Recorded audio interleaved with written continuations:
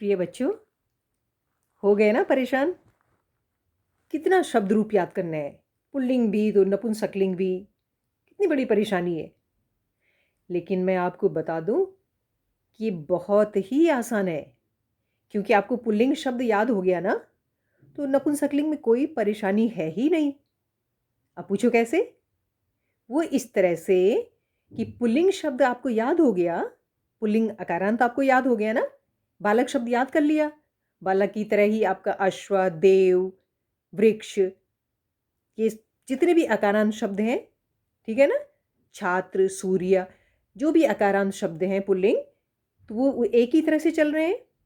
अब आपको नपुंसकलिंग में करना क्या है? देखो, थोड़ा सा चालाकी करनी है ना?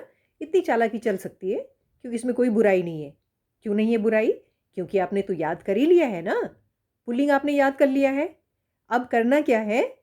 पुल्लिंग का आपको पता है, प्रथमा विभक्ति और द्वितीय विभक्ति, है ना? तो नपुंसकलिंग में केवल क्या हो रहा है? बस केवल प्रथमा विभक्ति और द्वितीय विभक्ति ही फर्क है, बाकी सारा कुछ वही है जो पुल्लिंग अकारांत शब्द में है। समझ गए? तो जैसे नपुंसकलिंग शब्द है आपका फल, तो केवल क्या परिवर्तन हो रहा है पुल्लिंग अकारांत में और नपुंसकलिंग में? क्या फर्क हो रहा है? जैसे आपने पढ़ा बालकः, बालकौ, बालकः। द्वितीय विभक्ति में आपने पढ़ा बालकम, बालकौ, बालकान। लेकिन अब इसमें क्या हो रहा है नपुंसकलिंग में? जैसे सपोज हम ले लेते हैं फल, तो फल में क्या हो रहा है? फलम, फले, फलानी। और द्वितीय विभक्ति में भी बिल्कुल हुबहू वही, फलम, फले, फलानी। कुछ भी अंतर नहीं। प्रथमा विभक्ति भी वही और द्वितीय विभक्ति भी वही, एक वचन, द्विवचन, बहुवचन। प्रथमा विभक्ति का भी सेम और द्वितीय विभक्ति का भी सेम। और बाकी तृतीया विभक्ति से बिल्कुल वही चल रहा है जो कि आपका पुल्लिंग अकारांत जो आपने याद किया है उसके साथ चल रहा था, है ना? अब कैसे? फलम, फले, फलानी, फलम, फले, फलानी द्वितीय विभक्ति। अब तृतीया में फलेन, फलाभ्याम, फल है। अब बालक में क्या था? बालकेन, बालकाभ्याम, बालक है। चतुर्थी में बालकाय पढ़ा था आपने, बालकाय, बालकाभ्याम, बालकेभ्य। अब फल में क्या हो रहा है? फलाय, फलाभ्याम, फलेभ्य, है ना सेम? फिर पंचमी में बालकात, बालकाभ्याम, बालकेभ्य। अब फल में क्या हो रहा है? फलात, फलाभ्याम, फलेभ्य, है ना सेम सेम?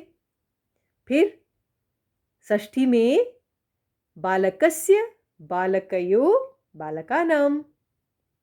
और फल में फलस्य, फलयोः, फलानाम। कितना आसान है ना? अब सप्तमी बालके, बालकयो, बालकेषु। इधर क्या हो रहा है नपुंसकलिंग में? फले, फलयोः, फलेषु।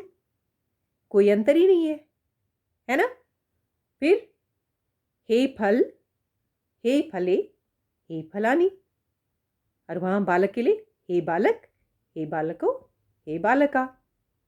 केवल सप्तमी, सॉरी, संबोधन में केवल फर्क आया, हे फल की जगह पे क्या बोलना है? हे फलम, हे फले, हे फलानी। ठीक है ना? ये ध्यान रखना है। जैसे हमने पढ़ा था पुल्लिंग में हे बालक, हे बालकौ, हे बालका। लेकिन नपुंसकलिंग में क्या हो गया? हे फलम, हे फले, हे फलानी। ठीक है? आना आसान है ना? है ना आसान? कोई दिक्कत ही नहीं है, बहुत आराम से आपको सब याद हो जाएगा। तो अब दिमाग से एकदम टेंशन हटा दीजिए और रिलैक्स हो जाइए। एक याद किया, सब याद हो गया। ठीक है? ठीक है ना? तो बालक जिसने याद कर लिया, समझ लो उसकी नैया पार हो गई। नपुंसकलिंग में केवल प्रथमा विभक्ति आपने याद कर ली, तो द्वितीय विभक्ति वही है, फलम, फले, फलानी, पत्रम, पत्रे, पत्राणी, चित्रम, चित्रे, चित्राणी, है ना? चक्रम, चक्रे, चक्राणी, पुष्पम, पुष्पे, पुष्पाणी। तो बस यही है, कोई अंतर ही नहीं है। ठीक है? तो आराम से याद करिए। पुल्लिंग अकारांत आपने याद कर लिया, बस लिख करके ज़रूर करिए बच्चों, क्योंकि लिख के याद करेंगे आप तो आपको हलंत, विसर्ग सब जगह का पता रहेगा, कहाँ पे हलंत लगाना है, कहाँ पे विसर्ग लगना है। ठीक है? ओके।